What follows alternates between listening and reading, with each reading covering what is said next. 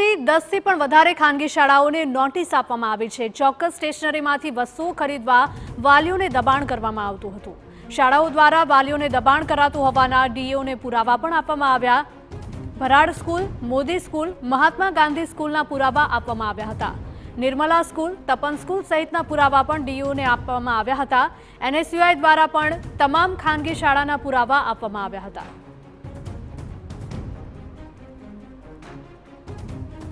તો રાજકોટનો આ બનાવ કે જ્યાં 10 થી પણ વધારે ખાનગી શાળાઓને નોટિસ આપવામાં આવી છે। ચોક્કસ સ્ટેશનરીમાંથી જ વસ્તુઓ ખરીદવા માટે વાલીઓને દબાણ કરવામાં આવી રહ્યું હતું।